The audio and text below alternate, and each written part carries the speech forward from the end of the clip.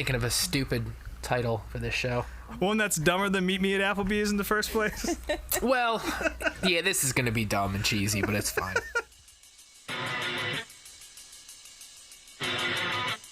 Well, yeah, certainly. I mean, it was our fault. We made a mistake. Spotter said it was clear.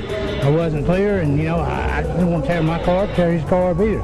I respect everybody, and I demand respect. And, I apologized to the guy when he came over the car, explained to him what happened, and then he took it to another level when he started calling me an idiot and whatever else.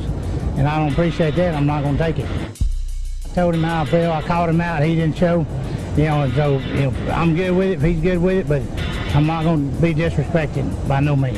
Yeah, I guess I had a dinner date at Applebee's last night that I didn't find out about until it was too late. It's a shame. Love their riblets and boneless wings, but... All right, folks, welcome back to Meet Me at Applebee's, your down and dirty motorsports podcast. A lot of dirt talk on the show this week, so hence the title. Didn't have to put it like that, but... But I am Brian, as always, here with Ashley and Rob. Folks, how we doing this week?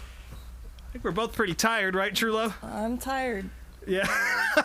You're folding up all your clothes and putting your Crocs in your backpack. Those Crocs are staying home. You're tired already and you haven't even hit the fucking road yet? Yeah, well, I've been packing all day and getting my shit ready. I mean, I know how important coordinating and making sure you got your outfits ready for the race are, so I get that. Which pair of Crocs matches your Richard Petty t-shirt that you're going to wear?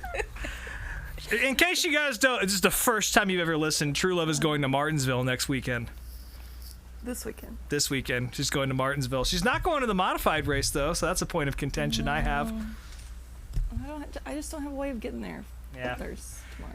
But you are going to the RCR Fan Day. I am. I will be the RCR parking lot all fucking day on Friday, just sitting there. There's stewing.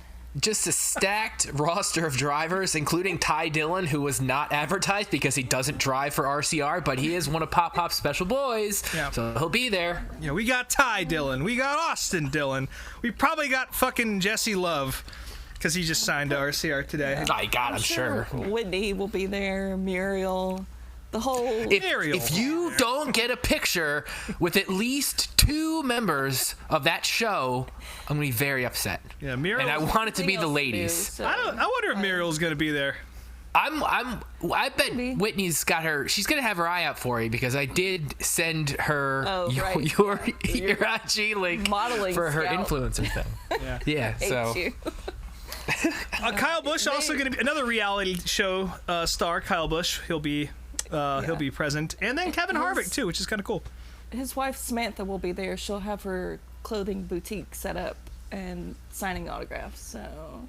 Well, it's a good thing I already have a Samantha Busch autographed 8x10, so I don't need you to get me one. Nice. Thank you. Yeah. Tell me she's got cool trucker hats for sale. Yeah, they did advertise a celebrity pickleball tournament, which. Probably just means Chocolate Myers is feeling good enough again. Go out there and play. Yeah. So. That's a little thing about the RCR campus. Chocolate Myers is always fucking there, it seems like. Yeah, I'm pretty sure he's in that office. Probably has a cot. Yeah. Well, he records his Sirius show from there too. Like the one time I went, he was recording the whole fucking time. But thankfully, just before I left, he was able to get out and say hi and take a photo with me and stuff. So yeah, pretty cool to see him poking around there. Yeah. For sure. But yeah, after RCR Fan Day, then you're going to the racetrack, right? You'll be there for all the other happenings at Martinsville. I'll be there Saturday and Sunday, so Xfinity and Cup. You're camping out, right? No. I'm sleeping on Jeremy's couch, and he lives like an hour from the track, so... You had enough fried bologna? Yeah, but Andy Newsom will be there camping, so I will get to see Andy in the flesh again and see what the bologna situation is looking like. Hell yeah. That's awesome. So I'll come back with those updates. Well, I'm definitely jealous. Especially having been to Martinsville recently, even though the race I went to was terrible. It was a really cool place to hang out. So, yeah. Yeah, the weather will be better. Really? That hot? Yeah. Fuck. You better bring those Crocs then. Fish them out of the trash. sweating in my boots. Oh, man. Well, that'll be fun. Look forward to hearing about it. You should go see the modified race, though, because there's like 42 cars in the entry list. It's going to be dope. I fucking wish. But yeah, if anyone listening is going to be sitting in that parking lot on Friday or at Martinsville, hit me up. Bring beer to RCR, because I'm going to need it. Yeah. Ashley will shotgun a beer with you in the NRA stuffed bear. You know, I bet you I'd get my ass kicked by Pop himself for calling it a stuffed bear room. That's not what it is. Taxidermy. He would definitely take his watch off for that. You got a hell of a stuffed animal collection there, Mr. Childress. Yeah, that is just, it is a very disorienting thing to walk into when you just expect to go to a race museum, and then all of a sudden there's just a fucking room of dead animals. Like, oh, cool, awesome. Just floor to ceiling. Yeah. It's kind of cool, but well, you know, it's something. But anyways, that's what's happening in the future. We got to talk about what just happened, and that was a bunch of racing from we had dirt racing from Eldora, we had dirt racing from Devil's Bowl, and then we had Homestead, and lots of stuff happened at Homestead. So I guess we'll start with Homestead first, as I guess is the tradition for the most part. But two good races this weekend, is tradition, I guess, at Homestead. Both the Cup and Xfinity were both just really, really good shows. Xfinity especially had a really good finish, and it wasn't quite as intense in Cup, but still, I think it was an interesting strategy type race with an almost win by Blaney at the very end. So, yeah, what do you guys think? That pretty much sums it up for me, to be honest. I enjoyed this shit. I didn't watch a lot of the Saturday race, unfortunately, but the Cup race, I thought, again, it was exactly what you expect from Homestead. It's always a good show. Oh, I just realized there was a truck race, too, which is fine, but it wasn't, amazing. It wasn't nearly as good as the cars. That's right. Dirt late model star and like C-Main winner or qualifier or something, Carson Hocevar, locking himself into the playoffs or the Final Four or whatever you want to call it. Yeah, which I can't say was a surprise. I mean, that was all, I think it'd be a good way for. I think. Yeah, I feel like there's a good chance he goes out with the championship this year. I mean, I'd be shocked. I think the way his season has turned around and just completely fixed itself, and now he's this rising Cup star. Like, I don't know who else has it that can bring it to him for Phoenix. Yeah, Ty Majeski sucks ass now that they've fucking busted him. NASCAR made that car. Four anyway. Yeah, that's true. It's Hocevar, Corey Heim, Ben Rhodes, and Grant. Oh, that's right. It's been decided. Yeah. Oh, I forgot. And Grant Enfinger, my favorite speaker in all of Truck Series. Yeah, you forget he's there, but he always ends up at Phoenix. So. Well, good for him. I don't see him going anywhere else. But Phoenix. Yeah, I didn't get to watch much Saturday either because I had to go to a first birthday party. So. Oh. Yeah, but I saw that Junior got a top 5 after he took out Josh Berry. I guess we see where it all comes from, all the aggression over there. Mm-hmm. They learn from the best. But yeah, I thought the Cup race was good. Again, I don't really have a whole lot of notes on it. A lot of stuff happened. I mean, a lot of Chase contenders got taken out. Denny is in choke mode right now. I don't know if he's going to pull it out for Martinsville. We'll see what happens. But I think he's in full choke mode now. He was very reserved on the podcast this week, and it's funny because Blaney called him out. I think he called him a hack or whatever, and Blaney was kind of just like, "Well, that's what you do when you're racing for position. Like, why would I concede the position for him?" And it's just like, I don't know, man. Like, I think you kind of did it to yourself there, but it is what it is. Yeah. Again, good thing Kyle Larson had a win already because he overcooked the shit out of that. So. Straight to the fucking sand trap with that thing. Jesus. It made my life. Yeah. Yeah, not much else to latch onto in that one for you, I don't think. Well, I guess Blaney was running pretty good, but. Yeah, he had a good day. Yeah, Christopher Bell locking himself in. I think I said this to you guys. I always love seeing Kyle Larson and Christopher Bell go at it since they've chased each other for USAC titles back in the day. Now they're at the very top level of stock car racing doing the same thing.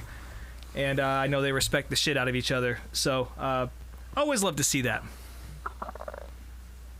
And I believe he was one of my original picks for the beginning of the year. So I'm going to pat myself on the back for that one. I will say, with all the education on open wheel racing and sprints and stuff that I've gotten this year, the Bell Larson thing definitely it piques my interest a little bit more, I would say, than it would have a year ago, for sure. Yeah. Yeah. I just, again, I wish that Bell was able to go out there and run a midget or a 410 once in a while. But that's never going to happen again. So. Well, I mean, who knows? I mean, the coach is pretty old. He ain't gonna outlive Bell's career. I don't think. Not to be too ominous. Watch him. But watch it happen. I guess we'll see. Yeah. Well, who was it that got their back broken in the sprint car? Was a crew member? Bowman. No, it was a Gibbs guy. Not a driver. Somebody on the team. I forget his name, and I will remember this as soon as I press the stop button here. He got seriously injured at the dirt track in Texas, and after that was sort of when Christopher Bell stopped racing dirt, because he was doing some stuff for Swindell Speed Labs and all that, and he would pop up here and there. And then after God damn it, I cannot believe I'm forgetting his name, but a prominent guy on the Gibbs crew got hurt, and after that Papa Joe said, "Go fuck yourself," or however he would say that, because I don't think he cusses. But yeah, no more dirt racing over there, which is a shame. But I'm sure he prayed about it, and the Lord said, "Nah." Amen. What did Ryan Blaney say right after? I honestly, I barely even paid attention to the quote, but fuck you, bitch. Is that what he said? Oh, fuck you, dickhead. Yeah, he said, "Fuck you, dickhead," after he chuckled. I knew it was something I also probably said at the same moment, so I was happy to know that we're on the same wavelength there. I feel like didn't like Hamlin before that. No. I mean, Blaney's a very likable driver, and that's even if I feel like unless you're a Blaney, unless you're a Denny fan, I think that's a very endearing statement to about 80% of the NASCAR fandom. Yeah. Yeah, definitely got an oh hell yeah out of me. But yeah, what do you guys think for Martinsville as far as who's gonna lock it up? Because again, obviously Larson and Bell, there's no chance they're getting knocked out unless they find out that Hendrick, the car's 4 inches too short or something like that. Yeah. I mean, Byron's plus 30 right now, and he's good at Martinsville, so yeah. I think, To me, it really comes down to. He'll be fine. It comes down to Blaney, Truex, and Hamlin. Really, I don't really give Reddick that much. I don't know why. I just have a gut feeling that he might not really. He could be the sneak out of all this. I would say if somehow, because Truex, he's on a real fucking cold streak. Even as good as his record is at Martinsville, I'd be shocked if he came out of this in the top 4. I'd be shocked. And Denny's good there too, but again, I think he's starting to be in choke mode. And Reddick's been good and consistent this whole time. So, but he's also not the best at short track. So I guess we'll just kind of have to wait and see what happens. Yeah, I think Blaney has probably the best chance, I would think. Yeah, I think I agree with that. Now, I still think Martin could pull it out, but he's certainly been wearing his biggest and brightest Eric Almirola costume for the past 6 weeks, and just Mr. Top. Or not even top 20, just trash, straight trash. And I hate to say it, I imagine it probably has something to do with stuff in his personal life, but also that team tends to melt down on their own anyway, so not a good situation across the board there. Well, yeah, I mean, you listen to all the radio communications that get put out there, and that's just the shit we hear. I imagine the stuff that they won't play on TV, Yeah, if you know Australians like James Small, I'm sure the old C word flies out on the radio. So, True Love, I'm going to need you to tune into Truex's radio when you're at Martinsville and tell me what the language is like. See what I can do. Thank you. Yeah, those two just bicker nonstop. Yeah, so and not in the fun Hendrick way. He'll come out of retirement. Maybe so. Nah, he's too busy running a ski resort. He gives no fucks. Yeah, I was gonna say, if he's smart, I would stay right the fuck away. He got his title, got his money, get out. Yeah. Let it go. But Ashley, so who's your pick for the let's say the 4th spot, because Byron's got to have it. So yeah, I mean, I'm just praying to whoever Joe Gibbs prays to that it's either Blaney or Reddick. Just give me one person to pull for at Phoenix. So I don't know. Like you said, I think Hamlin's in choke mode.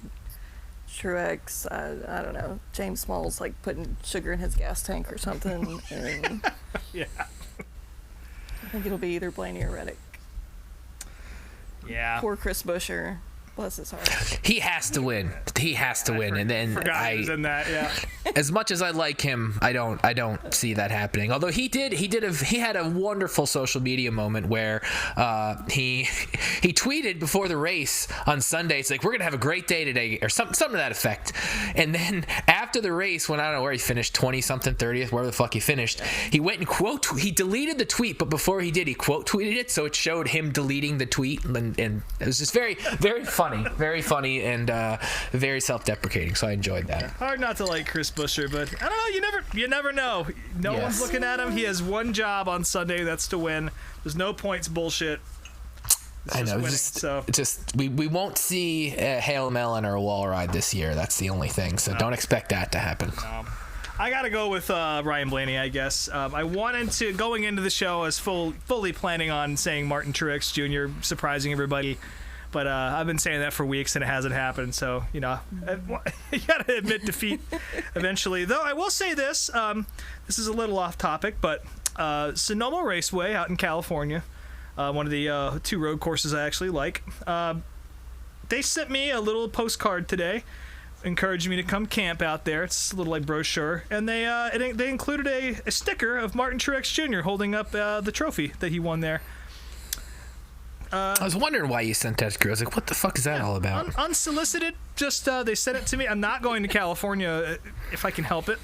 And I'm certainly not going to Sonoma, but this little sticker is nice. And, maybe this is, whoever Joe gives praise to's way of letting me know that I should keep the faith. But I'm still going to say Ryan Blaney because, Jesus, come on. Like, statistics don't fucking lie. So, yeah. And he is good at Martinsville, too. So, yeah, what a great time to turn it around for the 12.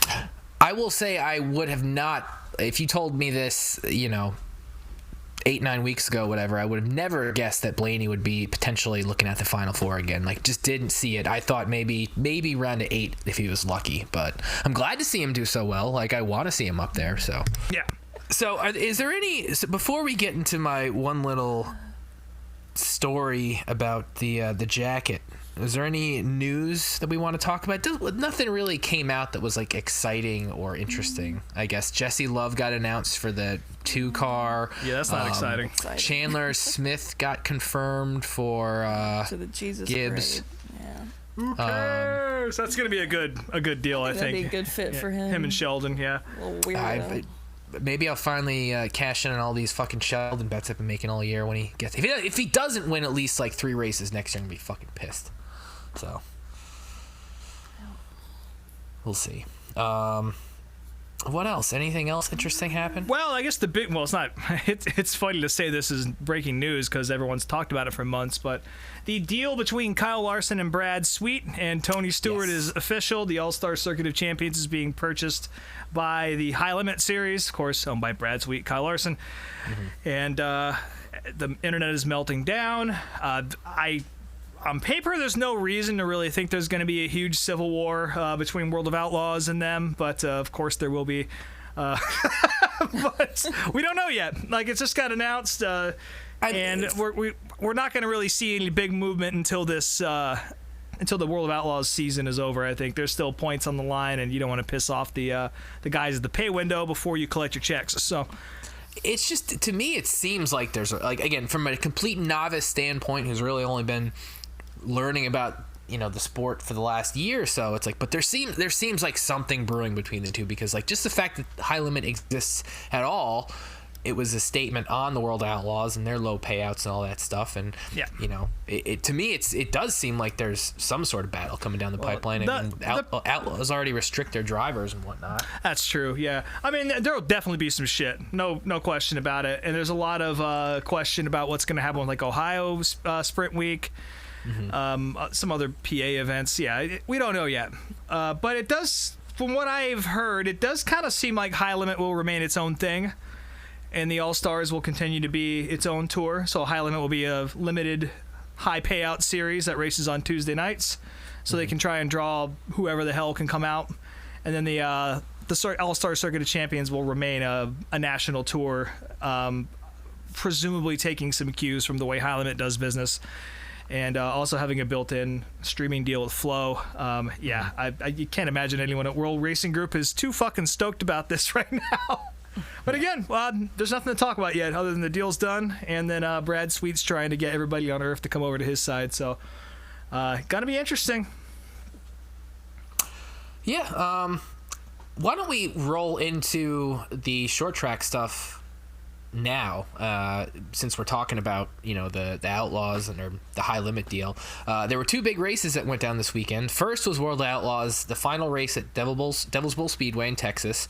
Well, they stretched that fucker out as long as they possibly could. I admit I had this race on and I was watching it, and I know I missed the finish because I fell asleep. It was just taking too long. Like, I had it on all night, and it was well after midnight that the race started, and I couldn't make it through all of it, but I guess they had a hell of a finish, didn't they? Oh yeah, and I watched it the following day as well. I woke up on my couch at about 1 a.m. And they were still red flagged, and I said, you know what, you can watch Dirt Vision later. So I turned the TV off and went to sleep.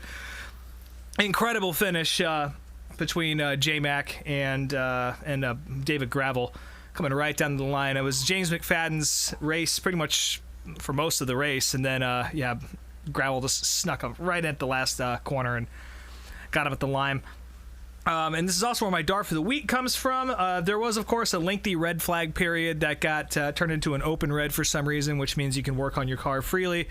Just happened to happen after Brad Sweet got some damage, so he was able to fix his car with this extra time. A lot of people pissed off about that. Real quick, before you go any further with the DARF thing, like, that is a wild departure from any other form of motorsports. Like, you know, destroying your car lap 3 and then just going to be able to completely put it back together and just right back at where you were. Like, that is a wild rule to me. Well, I mean, hell, over at Eldora, the officials will actually tug the sheet metal out for you if you got a rub. So it's a little kinder out there. You know, it's a little more, and again, the races are shorter, and, you know, the caution laps don't count. So it makes sense. There is typically a time limit when the race isn't red flagged, and unless it's an open red, you can't work on your car. But for whatever reason, probably to give Brad a chance a little bit. But still, people are trying to say that it's this big conspiracy so Brad can win another title, but Brad Sweet's also the guy who's trying to take World of Outlaws lunch right now. So, and that's actually where my dart for the week comes from. We're going to go ahead and just sneak that one in here since we're talking about it. This guy on Twitter, and he's a YouTube guy as well, so I'm kind of back to making fun of the peripheral media, if you will. This guy that Chaz says, and this will tie into our next segment because we're going to talk about Eldora a little bit with our buddy Kyle Armstrong. That's right, we have a guest coming on in just a moment, but we'll do the dart for the week first. This guy says, the nightmare for this Lucas dirt chase has happened.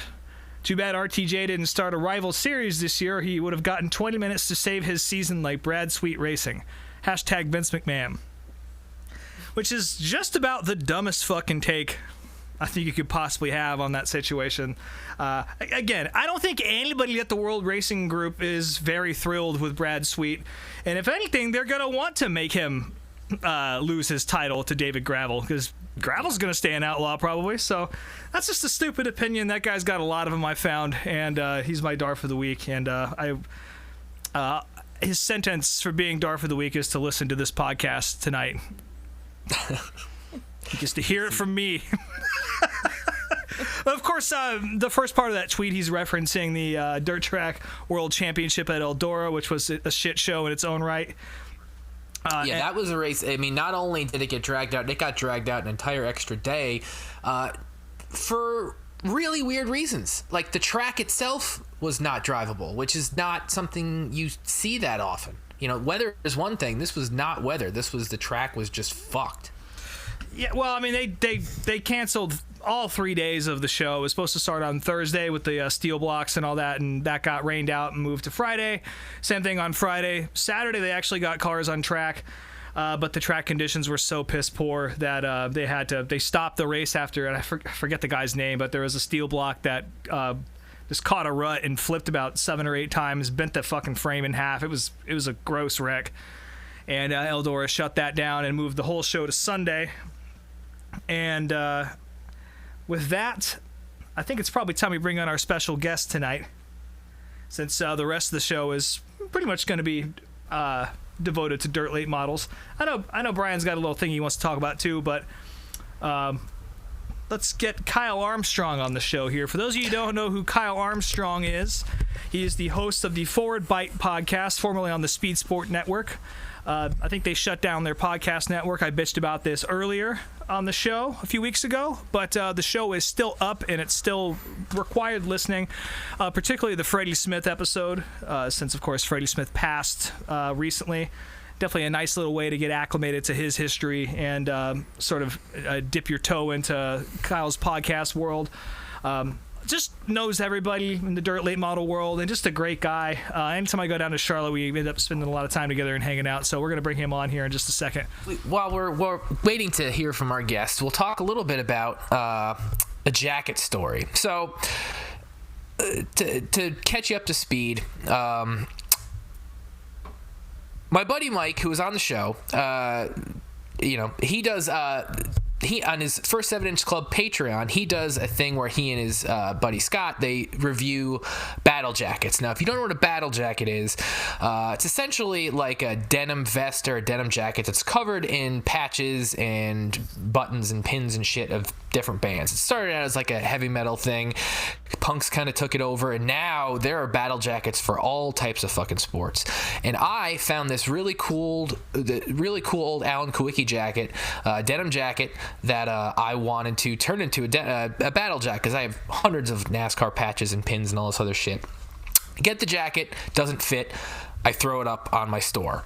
That same day, on The Athletic, Jordan Bianchi published this personality piece, I guess you want to call it, about this sweet old woman in her late 60s who her goal before she reaches 75 is to go to every single NASCAR Cup track, and she's at almost all of them. I think she's got, like she said, 4 or 5 left.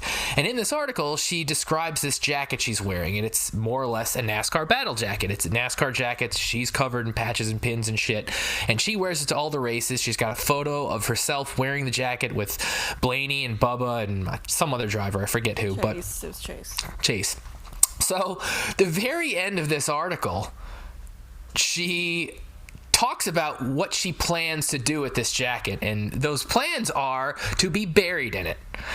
And I just thought it was the most dark, macabre way to end a story about a NASCAR fan that I've read in a very long time. And I also thought it was a very weird story to even run, because NASCAR's it's at this point where, and I'm going to say we here because I am a NASCAR fan and we're all NASCAR fans, but we as part of the NASCAR community, we want to get more younger people involved, and it's the older fans that are like dying off, and to kind of still like focus on that when maybe you should be putting some more effort into reaching out and talking to younger fans who are like planning on living 20, 30, 40 more years and going to all these races instead of some poor, again, sweet old lady, don't get me wrong, but like to just hear like I'm gonna be buried in this jacket is just like, man, that is really not the look NASCAR needs right now, is to be talking about dying fans. So just a weird coincidence thing that happened last Friday, and I had to talk about it because it is such a weird article. I've had that same conversation with my family, that if I die before you and you try to bury me in some fancy ass dress, I will come back and haunt you. You better put me in the ground in my boots and my hat and a NASCAR shirt. And yeah, well, but you're still young. You're not planning on dying. This woman's ready to fucking go. She's like, yeah, I got a few years left. Like, I'm gonna get to those tracks and then I'm gonna be buried in this fucking thing. I loved her. It was like looking into my future. I figured as much. Like, out of all three of us, I would say you are certainly the most like that woman. Although I'm willing to bet I'd be buried in some sort of NASCAR apparel when it's time for me to go. But plus, she had a picture with my 3 favorite drivers, so yeah, that's fair. The correlations were a little eerie. And then in the complete opposite, not even opposite end of the spectrum, just a completely different spectrum altogether, you have Kenny Wallace out there talking about or tweeting about doing cocaine with Kenny, which so apparently, from what I gather, I haven't listened to his podcast yet, but Kenny did an interview with our buddy Chase on his podcast, the Garage Guys podcast, and I'm pretty sure that cocaine was brought up on that show, and maybe that's where the tweet came from, but I think Cocaine with Kenny would be my favorite racing podcast of all time. Whatever video, whatever you want to, whatever doing Cocaine with Kenny, whatever that results in, like, I want to see it and be part of it. I feel like it results in sitting around a table at Ruby Tuesday at 3 a.m. Just Jughead. Yeah, imagine Jughead all coked up. Just gnawing your fucking teeth down to the gums, you know. That's what I think. Not speaking from experience or anything, but that's what I would imagine hanging out with Kenny Wallace on Blow would be like. Or you'd just be exhausted, because I don't think he calms down. So yeah, really. Just, I mean, he's amped up to begin with. Just imagine him on a couple rails. Jesus fucking Christ. Yeah. No, thank you. That'd be fun, though. Yeah, I agree. You know, it'd be an experience. You only live once, and you know sometimes some people live longer than others. So yeah, listen, cocaine is not my type of party, but if there is a table with some lines and me and Kenny Wallace, yeah, hey, let's go. Let's see where when this in Missouri, goes. You know. Yeah. So we had some technical difficulties, but we're back, folks, and I'm happy to welcome my good buddy Kyle Armstrong. As I mentioned previously, he's the host of the Forward Bite podcast. Hopefully that's coming back pretty soon. I don't know what his plans are for just that, or for that is just now or whatever, but at some point he's going to be doing that again, I hope, and I'm going to bug his ass until he does it. And just a general wealth of knowledge about dirt late model racing and racing in general, and he's on the program with us right now. Friend of the program, Kyle Armstrong, how you doing, buddy? Man, I'm doing good. I'm glad to be on here. Having a little bit of technical difficulties, so I don't know when we're going to bring that thing back, but we're going to as soon as we get these bugs worked out. But glad to finally be on here tonight with the joining the table here at Applebee's. I know y'all probably done had your appetizers and probably done had your a couple reorders of your all-you-can-eat chicken wings and all that kind of stuff. So we're glad to be here. Well, we do split checks around here, just so you know. So don't. Well, you can go goddamn. It's all on me tonight. I was running late, so. Hey, you was at the Thirsty Beaver, huh? Yeah, I was, man. They had Rob Lyons over there tonight, and check that out for a little bit. It was a killer show. Lines, something like that. So nobody knows. Me and Rob were trying to figure that out earlier. Well, hell, Kyle, thanks for coming on. I know we're going to watch a video of the week here in just a second here that I know is very near and dear to you. But we were starting to talk about some dirt track shit before that, and particularly the World Championships at Eldora. And I know we could probably shoot the shit about that for a second. I was about to complain about the format and RTJ getting robbed and all that, but that's that's probably old news on the internet. I know you watched the entire damn thing just like I did, and I was just looking to get your opinion on that. I don't even know where to start with that, but I'll hand the floor over to you, bud. I sort of was going to ask you, where do we start? I mean, it was like, yeah, Ricky Thornton Jr. deserved, like, definitely, I hate to use the word deserve, but he deserved to win that championship for sure. But the rules were to have that playoff deal or whatever it is to come into the final race there at Eldora for, they were all going to be equal points. Now, I mean, I hate that. And the problem with the whole weekend was the track conditions and the weather and everything, right? And you really can't control that. And that's one thing I'm seeing. But I mean, when can you, if they would have postponed it, like when else could they have had it? Because I mean, you look at the schedule for dirt late models, and like East Alabama next week, and then the Charlotte World Finals the week after that, and then Sonoya, Georgia the week after that, and those are all big paying races. So, I mean, you couldn't have waited till Monday or Tuesday or whatever to have it because the people were there. And yeah, it's not like the conditions are going to get any better in Ohio in the next couple months either. So, yeah, exactly. Yeah, and I mean, you couldn't just wait till freaking April of next year to decide who the 2023 champion was going to be. So, like, they had to do it then. So, I hate that it was so tough. And I saw a Snapchat this morning from Gavin Landers there, and I saw kind of what ended the night for Davenport.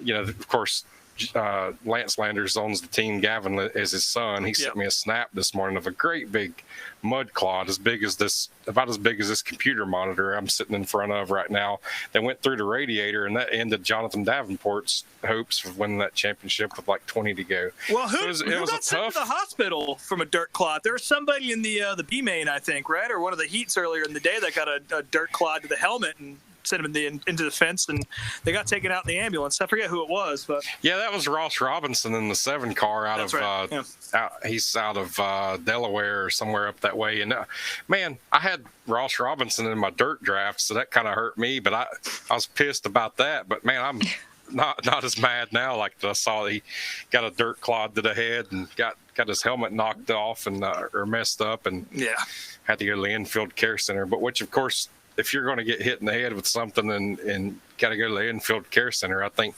Eldora is no better place to have that happen. That's because they've got a heck of a nice facility there. So, and they got the mozzarella sticks right around the corner too. So once you're fixed up in there, you can that's right. Get you half off or some shit.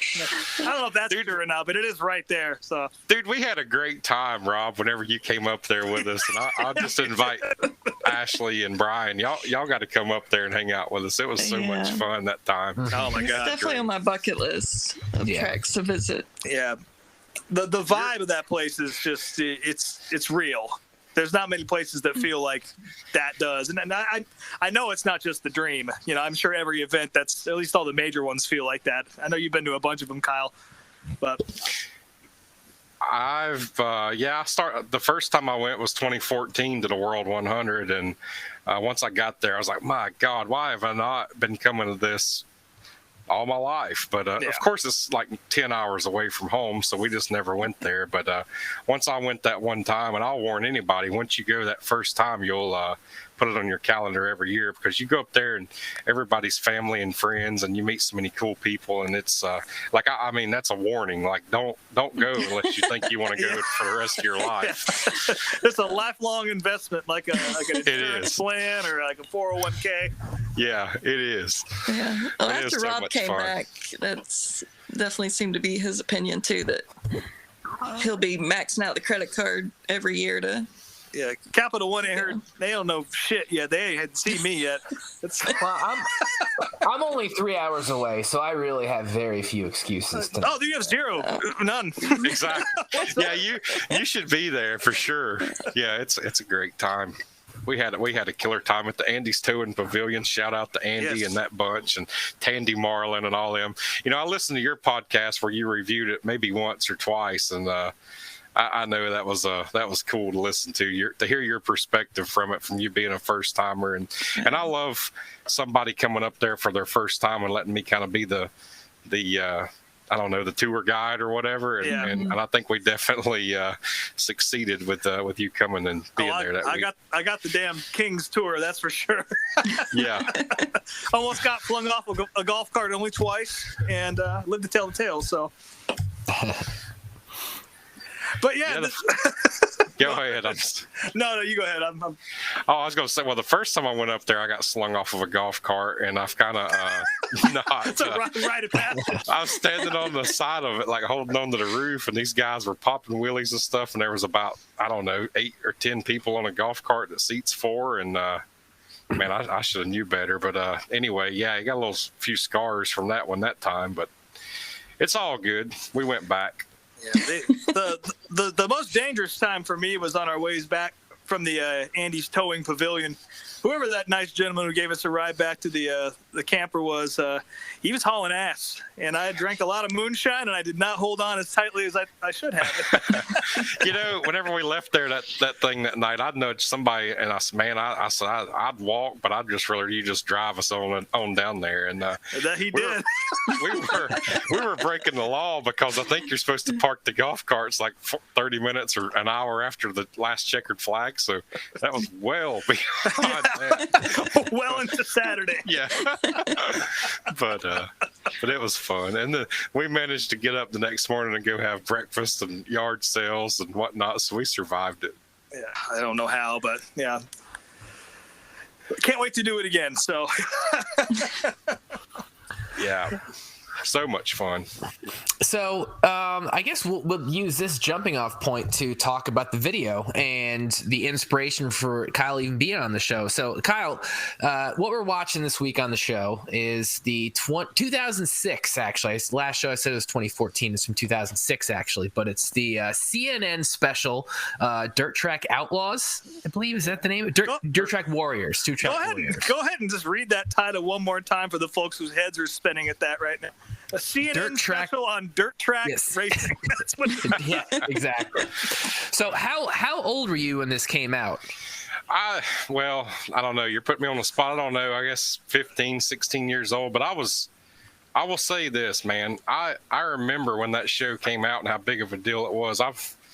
I'm a dirt late model lifer, you know, and like and when that came out, it's one of them things I remember where I was when it came out, you know, like my dad cooked up some steaks that night and it was a big event and I had the VCR going and I had a tape in there ready to record it and I did and I still actually have that VHS copy of it that I. Do you have are all the commercials in it? Because I think I haven't watched that tape in a long time, but I almost feel like I got up and like stopped it and then, for the commercials. I even did that. One of them fancy VCRs where it detects the commercials. Remember that shit? No, I did it. No, I did it like manually. I think I'll have to go back and look at it. It could have the commercials in it. I don't know.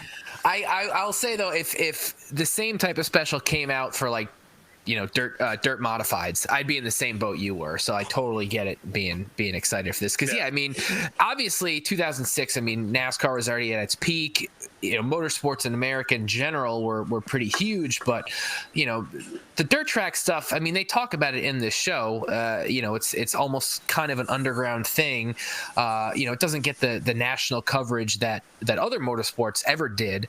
I will say though, I feel like my hometown was a little bit of an exception because we actually had. I mean, we had two well-known dirt tracks within 15-20 minutes of my house, and we actually did have one of the local stations covered the shit regularly. Like every Friday night they'd have a dirt track a weekend preview on the Friday Night News. I don't know what it was like in other people's hometowns, but you know, hearing that and actually now as an adult watching more short track races and stuff, and you do kind of have to almost look for it because you know, especially compared to NASCAR, you're not going to find the coverage out there unless you either know a track is around or somebody tells you about it.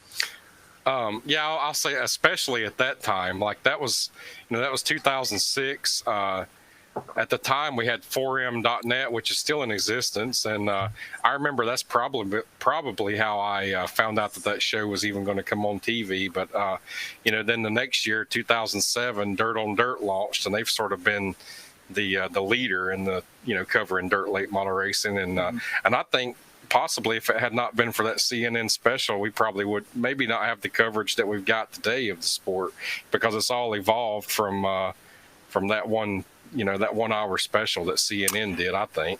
That is crazy to hear that stuff after just watching this, because I guess I would have never. Again, this is a really cool, interesting, fun special, and at least knowing what I know about Bloomquist going into it, like it was very entertaining. But I would have never have guessed that this was almost like a launching point or got the racing in front of so many more people. Yeah. You know?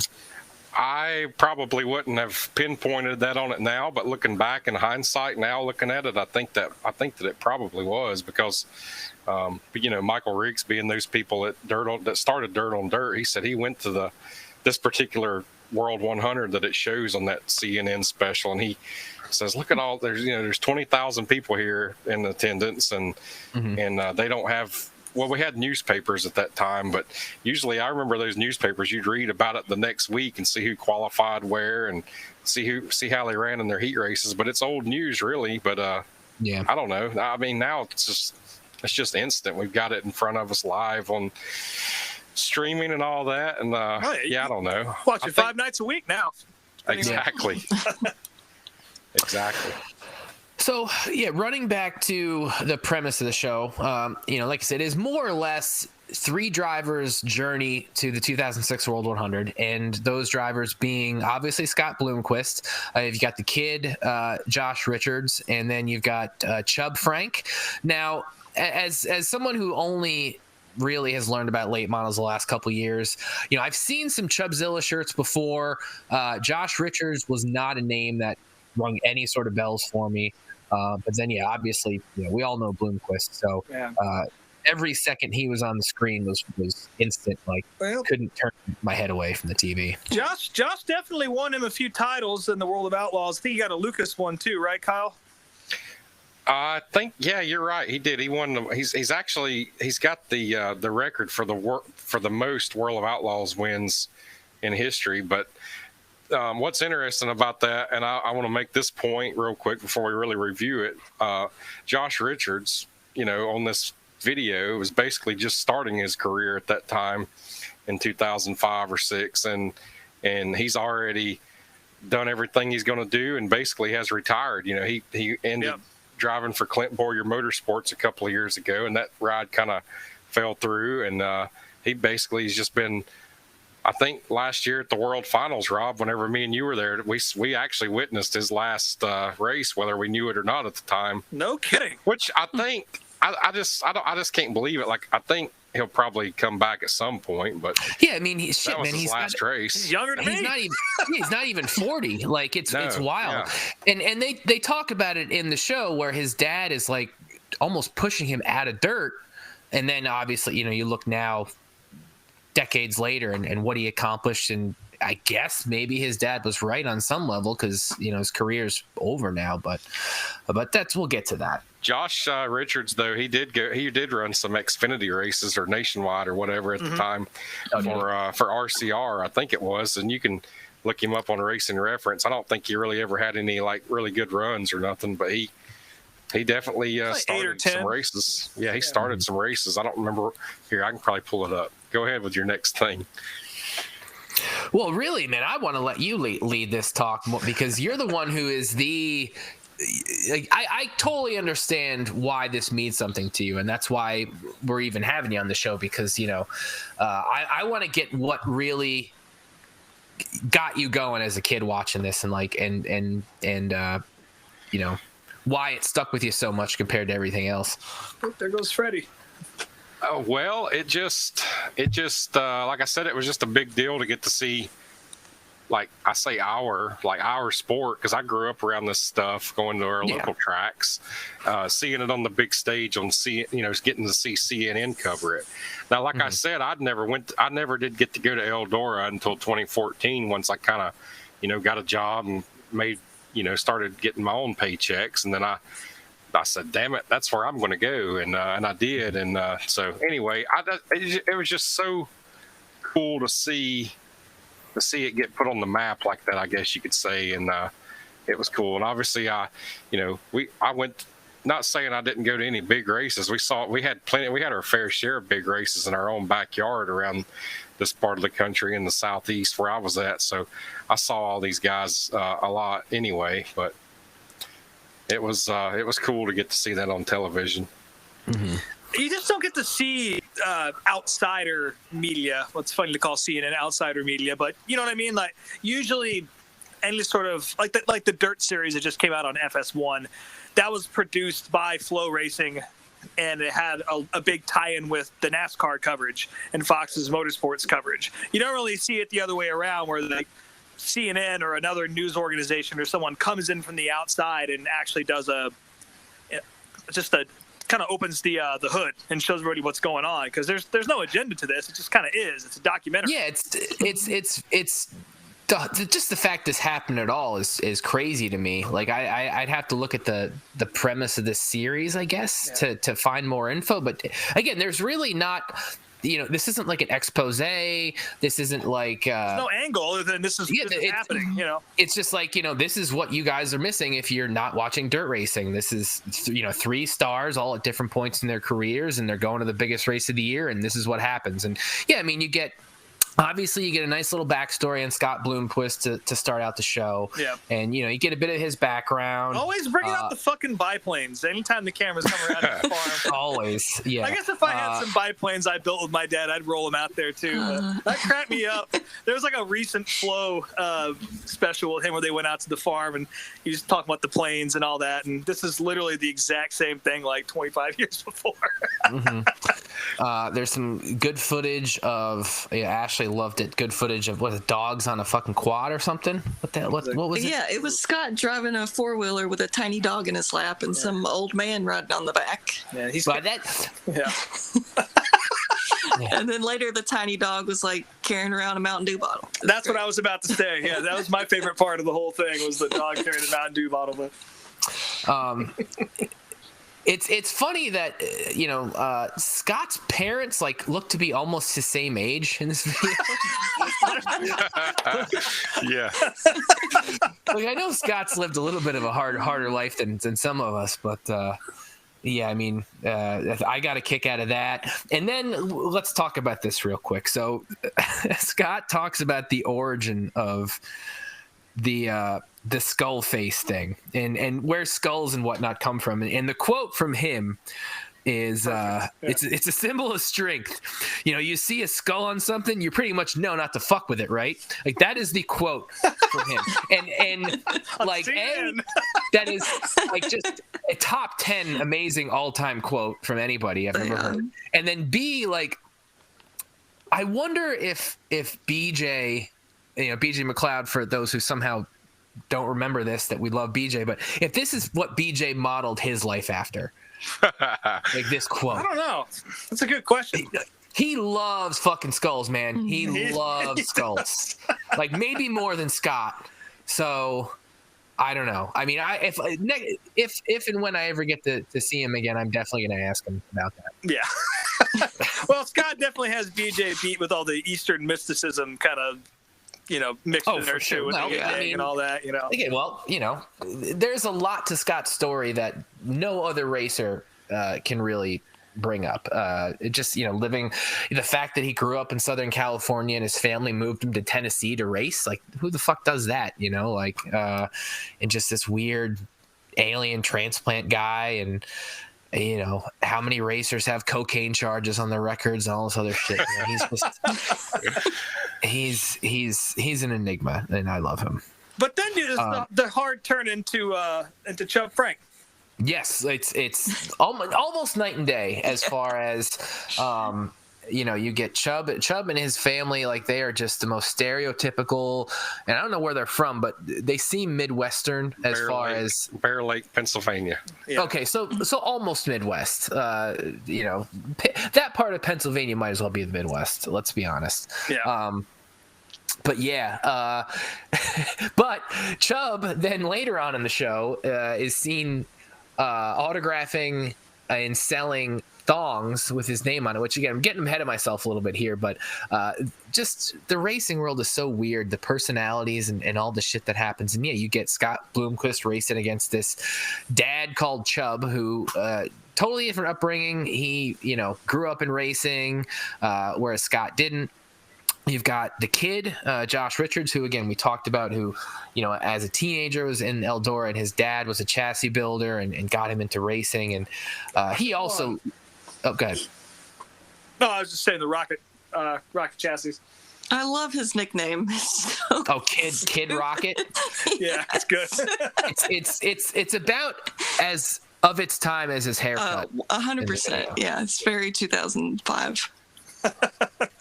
Should be noted that the Rocket One chassis or the Rocket One team just won the championship. I was bitching about RTJ not winning, but I didn't shout out Hudson O'Neal. So congrats there, bud. Gotta raise my beer to that one. And yeah, that's really the 3 subjects, and there's little bio pieces on all of them. But really, I think the most fun part of this is when they actually get to Eldora. Again, there's party footage. Yes, there's definitely a guy in a "show us your tits" hat that the hat is just straight up on. They don't censor it at all. Yeah. That was really good.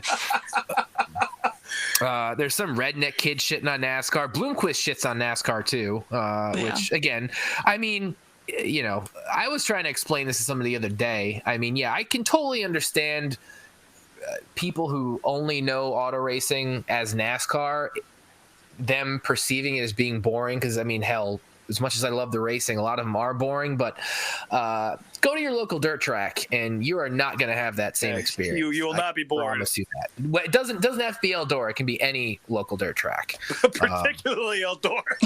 Yeah. Yeah, I mean... Yeah, the amount of party footage that they included. Yeah. So much great party. Dude, they need to come back and do this again and take the cameras over to Andy's and some of these places that we saw while we were Kyle, there. it looked the damn same. Like, as I was watching this whole segment, like where they're kind of revealing Eldora, showing the party scene, like from, you know, down below the grandstands and watching the dirt kind of sail through the light from the track lights. Is like it hasn't really changed at all. I'm Exactly. Little things, but like it feels just like this video is portraying, and that was one thing that really stuck out to me when I was watching it. It's like, holy shit! Like, I can't wait to go back. I've seen all this. Like, does the guy that they showed who had like a clown or a jester tattooed on the back of his head, does he still go? Kyle? I didn't see him.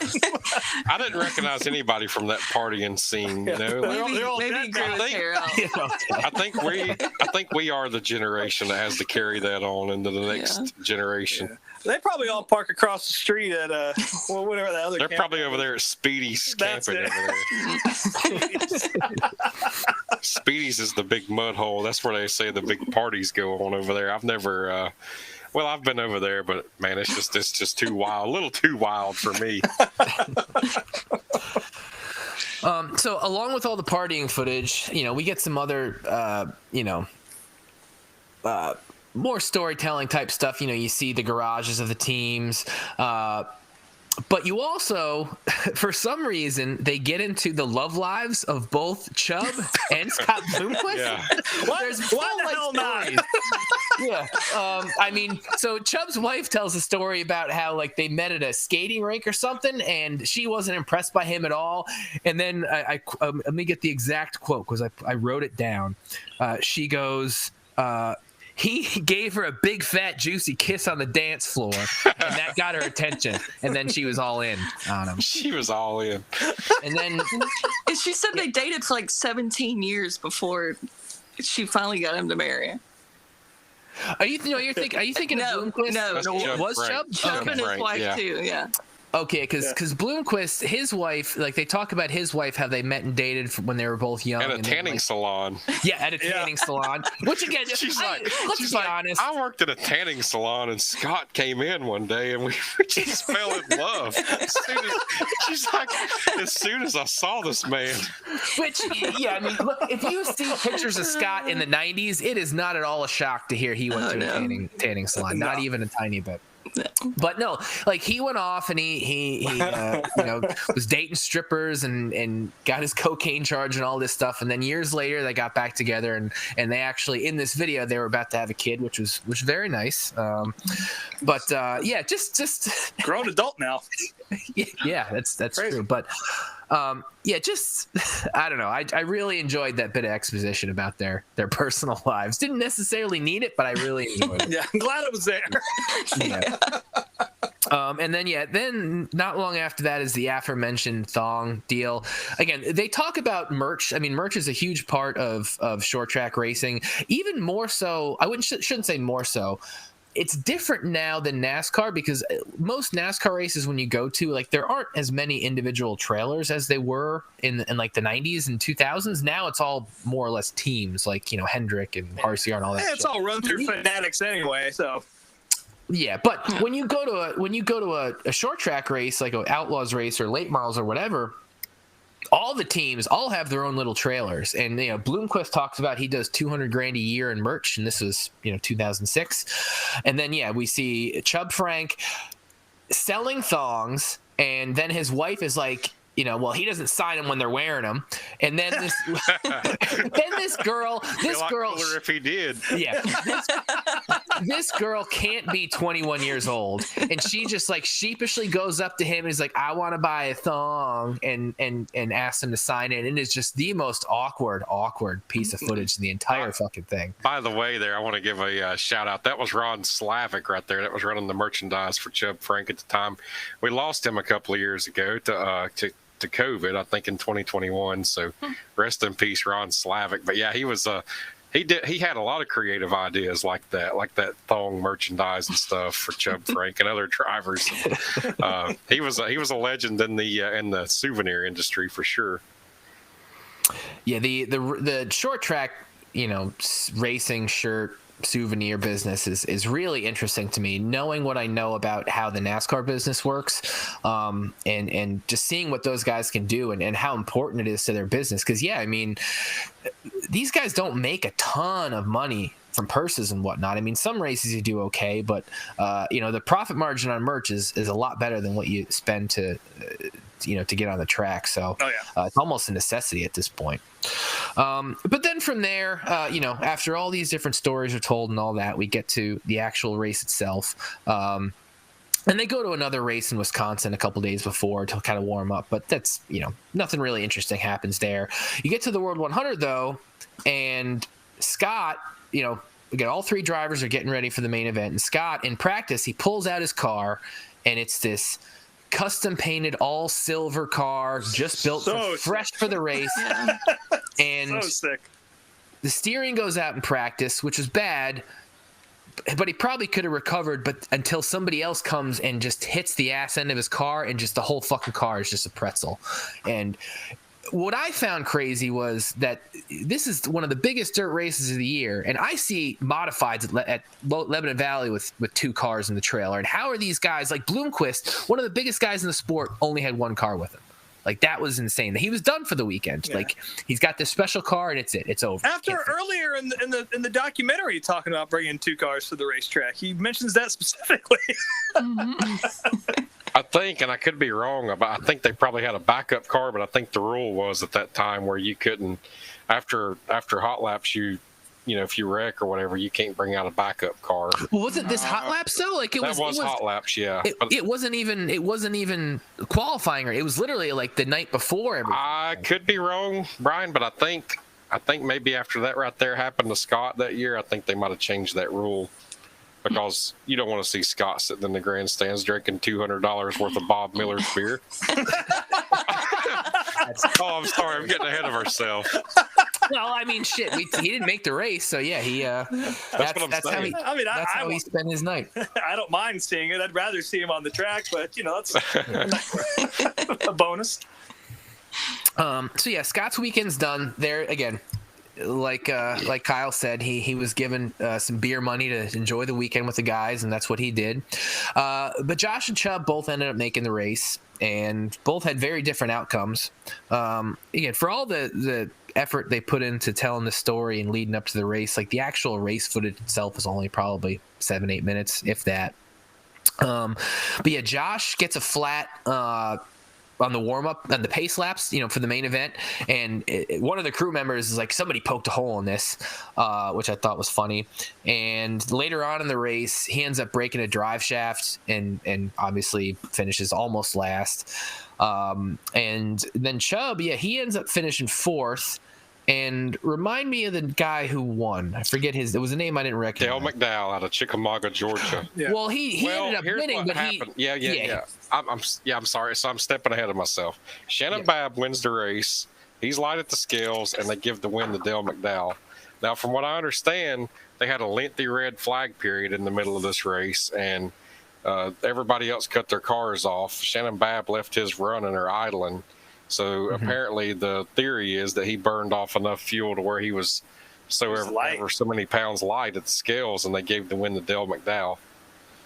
So a 17M machine. Which, on another note on that, while we're on that Dale McDowell, like I said earlier, we saw the beginning of Josh Richards' career basically in this documentary, and he's kind of on a hiatus right now, I guess you could say. But Dale McDowell is still winning races this year. He won a couple of big races this year. So he won the topless, right? He won the topless 100 at Batesville, Arkansas, and I saw him win a 100,000 to win XR Super Series race at Volunteer Speedway back in the early, I think it was in March, and I was in attendance there. So, man, he's still winning. And like I said, Josh Richards was the kid here, and he's already done with his career basically, and McDowell still is powering on. That's just a little side note there. That's cool. Well, I mean, that's what you like to hear is a lot of these short track and late model guys. I mean, their careers are a lot longer than your average Cup guy or IndyCar or any sort of major racing series. So to hear guys still win when they're in their, I don't know how old he is, 50s, 60s, whatever. Like, it's good to see that. Yeah, how old is Dale McDowell?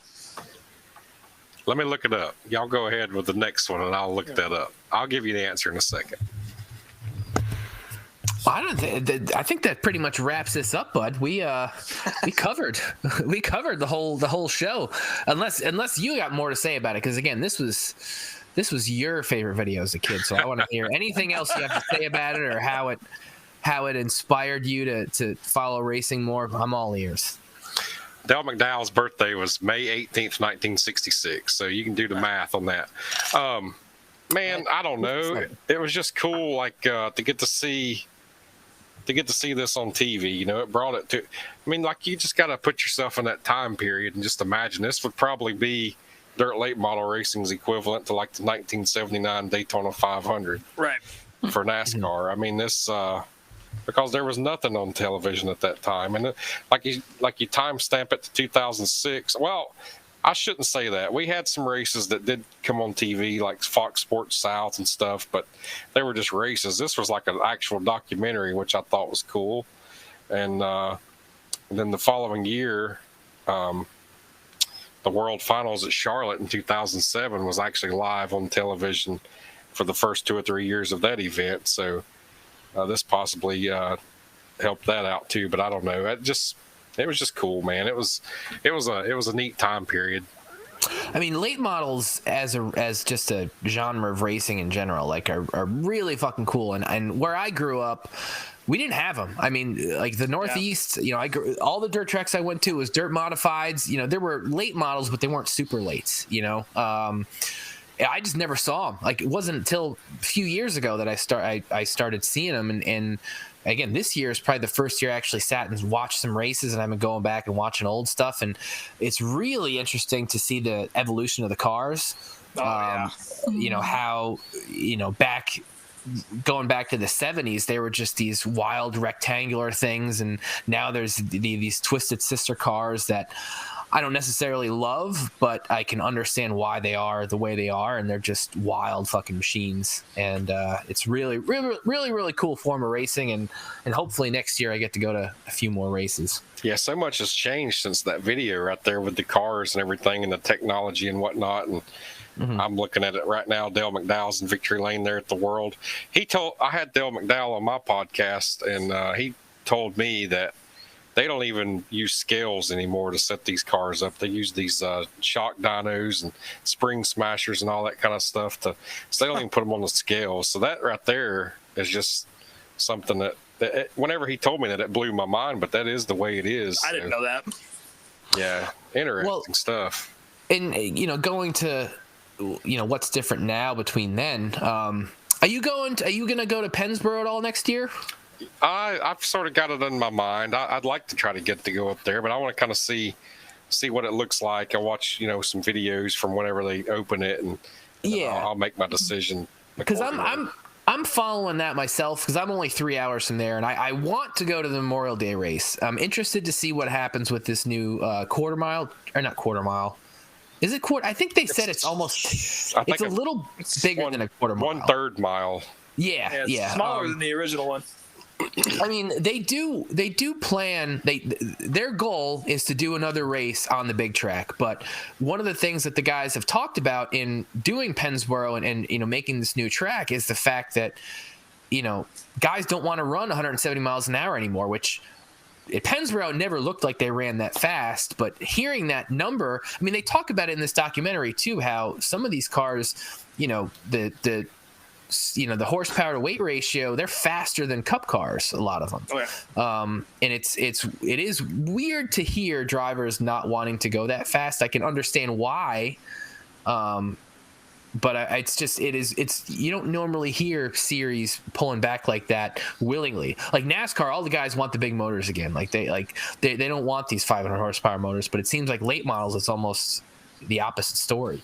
Yeah, they've got these big motors and they're choking them down with restrictor plates and stuff right now to run all these short tracks, and they don't want to run these big tracks because the high RPMs, and you got to take it, get it refreshened a lot sooner.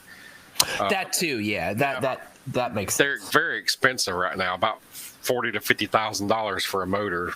So I had, we lost Freddie Smith last week. I know Rob mentioned that on this podcast earlier on before I got on, but I had Freddie on my podcast, and he said he was never scared of speed, and but that was a different generation and a different time. Like Golden Isle Speedway in Brunswick, Georgia, used to be a big 5/8 mile oil-based, like they literally mixed a bunch of oil in with the dirt, and it was basically like asphalt. Like I went down there in 2003 or 2 or something, and actually saw Scott Bloomquist win a race. Yeah, I went, and freaking flying, dude. I mean, we talked to a state trooper, and he said he clocked him at 160 miles an hour at the end of the straightaway. Jeez.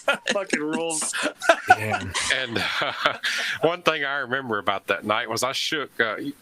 You guys may not. Ashley probably recognizes this name, but Mike Head used to drive the orange 54 late model. He was down there, and I met him that night, and his hands were. I remember his hands were huge, like whenever he'd shake your hand. But he was saying we were going way too fast, man. He was scared about it.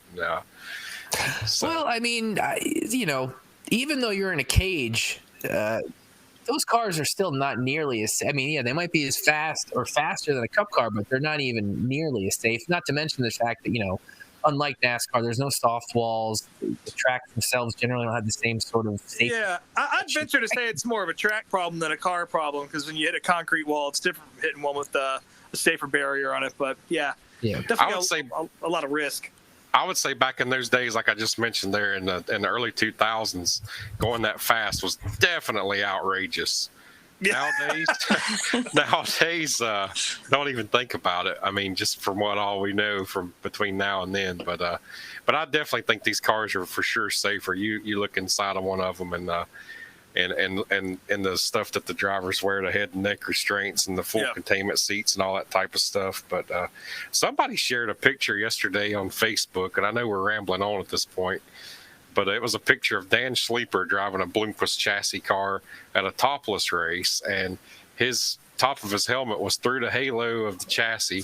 He had no head and neck restraint on, and he had like a seat with no headrest, and it was just like a little round, like the seats that Bloomquist used to ride in, and it's just like a little round headrest right behind his head. And if he would have gotten a wreck in that car, wow.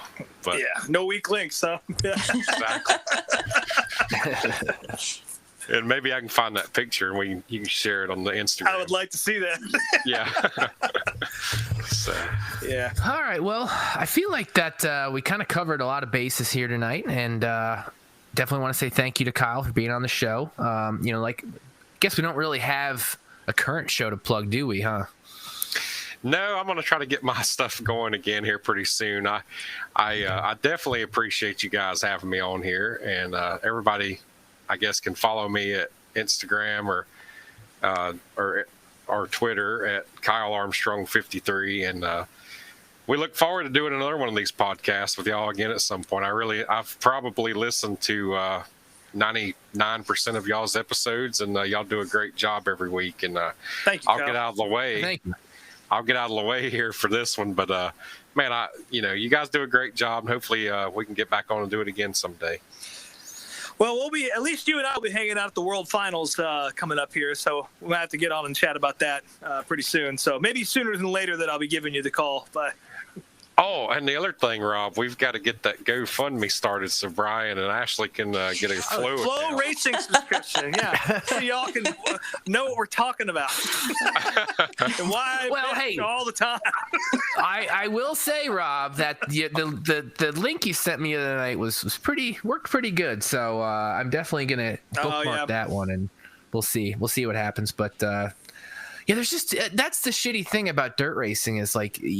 There's so many different platforms, and unlike like Netflix or HBO, whatever, they're all like 30, 40, 50 bucks a month. So it's that's the thing about Flow is that it's not, it sucks that you got to pay like $150 up front, but that's not that bad. But it's one charge for the entire year, and you get the Lucas Oil late models. Now you get whatever the All-Star Circuit of Champions is about to be.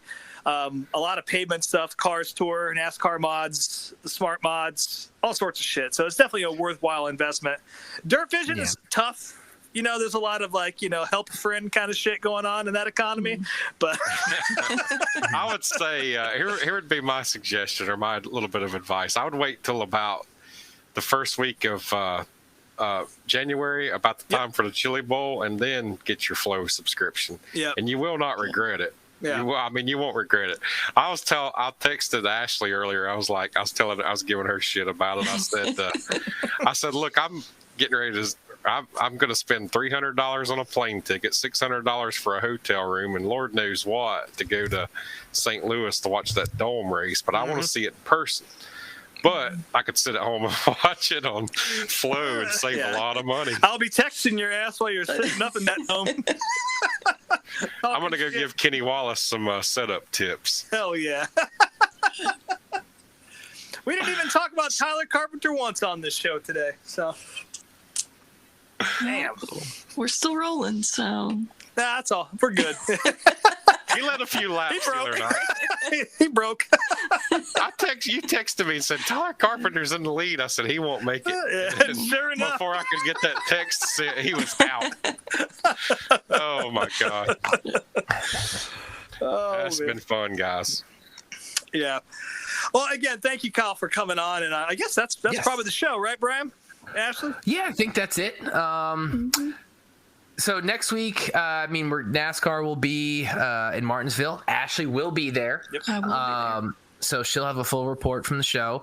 The video of the week next week, it's going to be the Alan Kulwicki NASCAR video documentary, Championship of Dreams, I believe is the name of it. So that'll be the video of the week. I'll have that on the playlist later. And as always, you can follow us or follow me at Speedway Screens on all the things, speedwaytsj.c.com. Follow the show at Meet Me in Applebee's on Instagram, Meet Me at the Bees on Twitter. And now, Ashley, with your plugs. Yep.